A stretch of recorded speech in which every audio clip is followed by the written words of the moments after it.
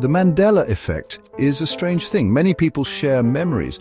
These memories are not true. They feel very real to them. This makes people ask questions. They question their own minds. They also question what is real. The name itself sounds quite mysterious. It hints at something bigger than a simple mistake. Large groups of people are involved. They all remember the same incorrect details. This shared experience is very baffling. If one person misremembers, it is normal, but when thousands do, it is different. It suggests something more complex is happening. This shared nature is very key to the Mandela effect. People often feel very certain about these memories. They are sure their memory is correct. They might argue very strongly for their version. Nelson Mandela was a very important person. He fought against apartheid in South Africa. He was a global symbol of freedom. He also stood for justice for all people. Mandela spent many years in prison. This was because of his strong beliefs. Later, he became the president of South Africa. His life story is known worldwide. Many people had a specific false memory about him.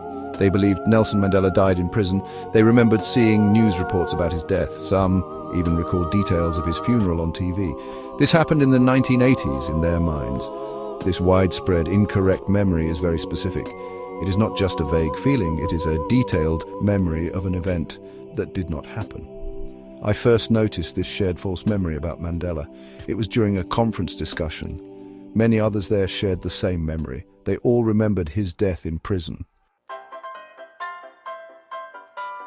The Berenstain Bears provide a popular example. Many people remember this children's book series. They clearly recall the name as Berenstein Bears. They are very sure about the EIN spelling. However, the actual spelling is Berenstain Bears. This uses an AIN instead. This small difference causes a lot of debate. People find old books and are truly surprised. They feel like the world has somehow changed slightly.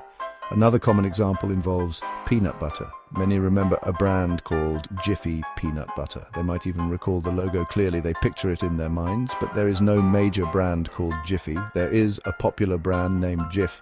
There is also one called Skippy.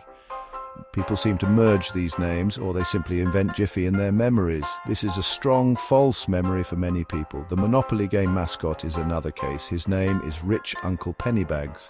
Many people picture him wearing a monocle. They are absolutely certain he wears one. If you ask them to draw him, they often add it. Section 4. Why do we misremember? Exploring potential explanations. One theory is called confabulation by psychologists. Our brains are very complex organs. Sometimes they try to fill in gaps. This happens in our memory. If we do not remember something perfectly, our brain might create a detail. It does this to make the memory make sense. This is not the same as lying. It is an unconscious process. So, we might remember a monocle on Mr. Monopoly. This is because it fits the image of a rich man from that era. Misinformation and suggestion also play a big role. We are exposed to a lot of information daily. Sometimes this information is simply incorrect.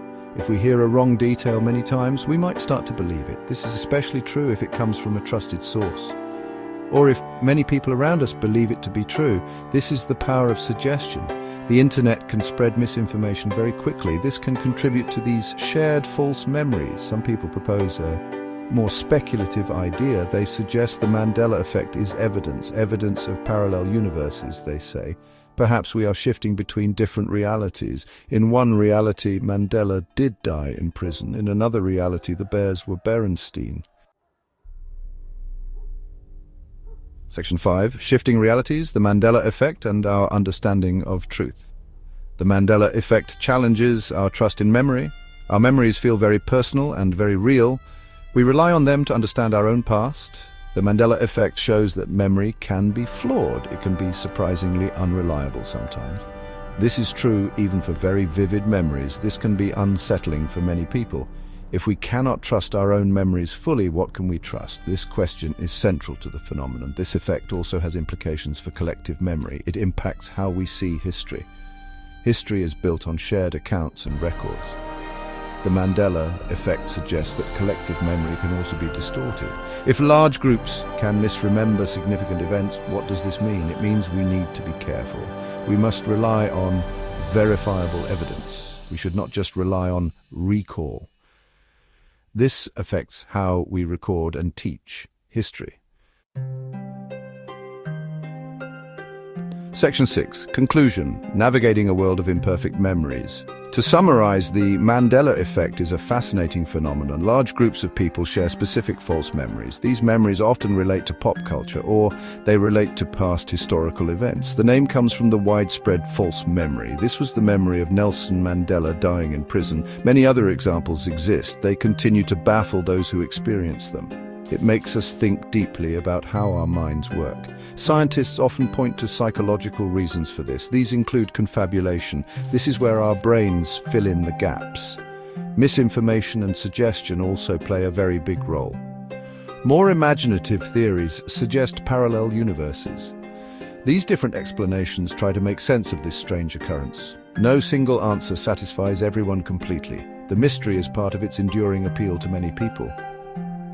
The Mandela Effect teaches us a valuable lesson. Our memories are not perfect recordings of the past. They are not like video cameras. They can be influenced by many things.